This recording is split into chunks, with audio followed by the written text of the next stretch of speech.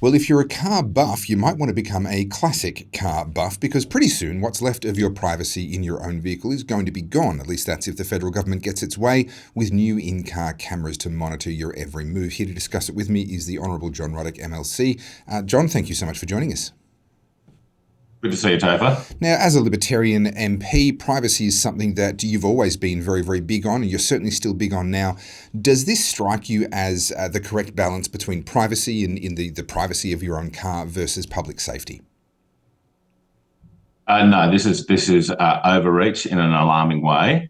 Now, I want to make it clear that I am all in favour of car manufacturers offering this to consumers, and if consumers want it, they can go and buy that car. Sure. What I am extremely opposed to is for the government to say that you cannot sell a car in Australia unless it has this big brother inbuilt technology. And that's the direction that Europe is only in 2026, not far away.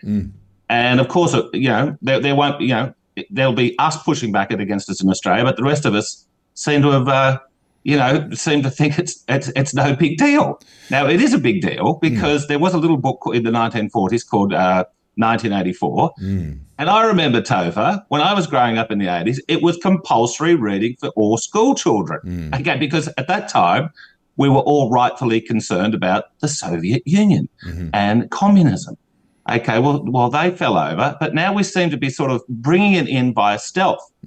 And I looked up before I came on your show, Topher. I looked up today the car statistics, the car fatalities in Australia. It's very interesting. There's a whole Wikipedia page on it, and the interesting car fatalities are dropping, endlessly been dropping since the early 1980s. Yeah. Okay, and that's a great thing. Yeah. And that's a great. Car manufacturers don't want their consumers to die, so it's not like we are addressing a major problem. Yeah. We have look. I know there'll be people watching who've had family members either lost or badly injured in a car accident. Of course, it's a terrible tragedy. But our job in terms of public policy is to look at the big trends. Now, here's some statistics for us. Sure. Okay, so we have about 1980 was the high water mark of car fatalities in Australia. And it was about, for every 100,000 people in Australia, we would have about, in 1970, we had 30 people die in a car accident per year out of 100,000. Sure. And ever since then, it has been steadily dropping. And last year, it was 4.8. 4.8 people out of 100,000 would be dying on the roads each year. Now, that is an incredibly low statistic, considering how many cars are on the road. And that is a credit to the car manufacturers. They're making safer cars, and that's a good thing. So, no, we don't need this. As I say, if consumers want it, good. I've got one more important point to make. Sure. This is where I think it ends up, Topher. These cars are so digital these days and so computerized and everything, right? That if we let this thing in where it's compulsory that your car has all this high tech in it, it'll then be a small step before they plug it into the state. So the state can monitor what we're doing. So it's not just the car telling you that you're going sleepy or whatever. Yeah. The state can keep an eye on your behaviour. This is classic Big Brother. Well, I want to get to that exact issue and sort of the slippery slope argument, the slices of salami type of argument in just a moment. But you've made some great points just in response to this sort of initial concept of what this is even really all about. I actually reread 1984 last year because I wanted to catch up on current events and see what was happening in the world. And 1984 brought me well and truly up to speed. It is quite concerning when you reread that and you see just how much we've actually gone down that path. But there is fundamentally a belief for a lot of people, coming to your point about it's not long before the state will get involved, there's a lot of people who sit there and go, but what's wrong with that? The state is benign. The state has been nice to me all of my life. There's a lot of people that would describe such a statement as the one you've just made as quite paranoid. How would you respond? Well, look, there's been a lot of human suffering in history. And most of that human suffering, particularly in the 20th century, was not caused by floods or pestilence or, plagues. It was caused by big government, okay, whether it was big right-wing government or big left-wing government, which is usually far worse. And so government has been, since we built the pyramids, Government has been the greatest threat to humanity. The libertarian starting point with government is that it is at best a necessary evil. But now some libertarians say we shouldn't even have a government, that we can phase the government out over a couple of generations, which I am sympathetic to. But other libertarians say, no, we do need a state, a very small one, to be sort of like a night watchman. Okay, but people who think that the government is benign, they call people like you and me conspiracy theorists, Topher, but the truth is we're history buffs. Yes. Anyone who's paid attention, knows that government is self-perpetuating and it always finds a reason to grow and grow and grow. And the crisis comes along and it grows, okay? But then putting aside the crises, like the subprime crisis or the COVID crisis or war on terror crisis, okay? Putting aside those big things, people who work in the government, they're always thinking of ways that they can make their little department a little bit bigger and they can get a pay rise. They can always justify it. And so we've now, when the Liberals ran this country, back in the good old days when they were actually a Liberal party, they ran it for 23 years. And then Gough Whitlam gets elected in 72. But when Gough had won, the size of the state was about 18% of the GDP. Now, really hard to measure the size of the state now because there's GST, there's stamp duty, there's income tax, there's company tax, blah, blah, blah, blah, blah, local government rates, state government stuff.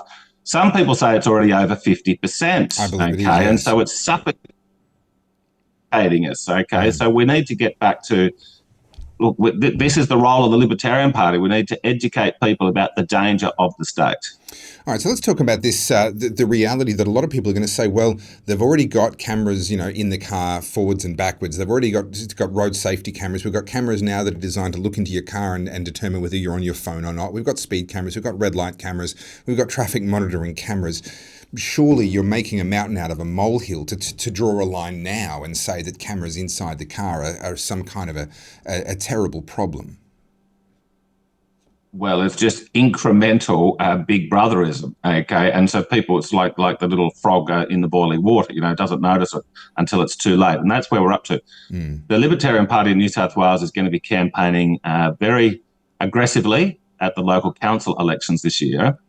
And one of our major planks is the erection all around us of the surveillance state. Now, these we're seeing it everywhere, these so-called smart cities. Now, they're putting these very sophisticated cameras are on pretty much every street corner these days, particularly when there's traffic lights.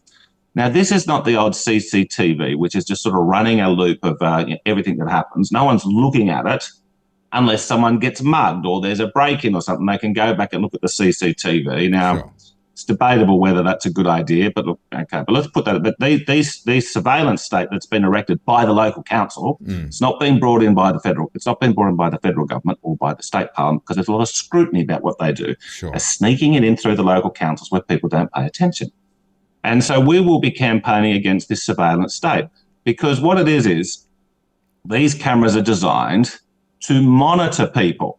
Okay, now they're not telling you that it's going to start off with you'll get a carrot, there'll be a carrot which will sort of go, well, you'll get a pat on the head for being well behaved. Then there'll be a stick for when you're not well behaved. We're meant to be appalled at what started rolling out in China 10 years ago with all the surveillance. Well, we're doing it now through the local councils, and the Libertarian Party is the only one that's sort of sounding the alarm on this, and we intend to sound it a lot louder.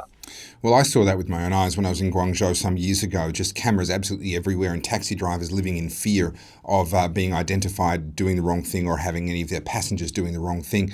One of the things that I do find interesting about this particular story is that even the headlines are actually noting that there is a backlash, and there is in fact a fear of that backlash amongst car manufacturers as well. Now, you mentioned the smart cities. We saw a 15-minute city trial in Oxford where a lot of people were not complying. A lot of people were deliberately actually interfering with the equipment that was designed to keep people within their 15-minute zones, the bollards that were put up, the cameras that were put up. We've seen with Sadiq Khan's ultra-low emissions zones in London, we've seen the Blade Runners coming out of nowhere, just sort of spontaneously organising and committing essentially acts of vandalism on the cameras themselves that were supposed to be able to enforce those ultra-low emissions zones. Putting aside whether that's right or wrong, do you expect there to be a backlash of anything like that sort of a nature against something like this, or do you think Australians are largely going to let this pass them by? Well, it's a look. What happened with COVID is, I reckon that we had about 15% of people in Australia, and Australia was internationally infamous for how the people, just went along with being treated like farm animals. All garbage, all unnecessary.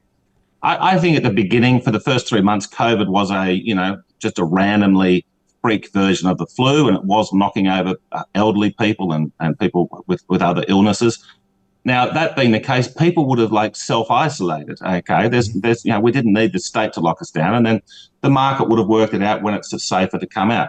But the really distressing thing is that I would estimate 15% of Australians were vocal in their opposition to COVID. And there was a poll. I saw there was a poll in The Guardian in July 2021, right at the peak of the hysteria, and the poll from The Guardian said 18% of people were supporting the freedom marches. I thought, okay, that's terrible.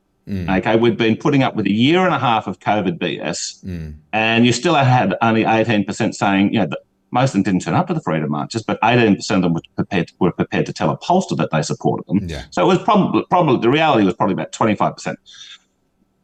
If this had happened, if exactly the same thing had happened with COVID in the 1970s, the 1980s, we would have had 70% of Australians out on the street, and it would have been overturned very, very quickly. So one of the very sad downsides with becoming a very peaceful and prosperous society, which Australia still is, is that we become intellectually lazy, and we become, we sort of don't care. We don't care about the long term. Yeah. So I think what happened was that the people who have these big brother impulses looked at it with glee when they saw that 85% of Australians were happy to be treated like farm animals. Yeah. So COVID's passed, but now they're saying there's no handbrake. Let's keep going. Let's keep going with the surveillance state. Look, it'll be cameras in your car tomorrow. There'll be cameras in your house the next day. Okay, so that's the direction that they want to go in. And all we can do is do our very, very best to resist it and turn it around. Well, when I came back from Venezuela in 2015, I spoke at the Friedman Conference shortly afterwards, and my underlying message was we have to fight every single thing. There's no such thing as an issue that's too small. And cameras in cars, well, that's just the next issue that's in front of us, and I wholeheartedly agree. I think we need to kick up an absolute fuss over this, ignore the haters, ignore the people that say, oh, why are you complaining about that? You didn't complain about this. Well, I should have complained about that, and now I'm going to stop you at this point here. I think Australians need to get much more aggressive, in my opinion, about pushing back on these sorts of things.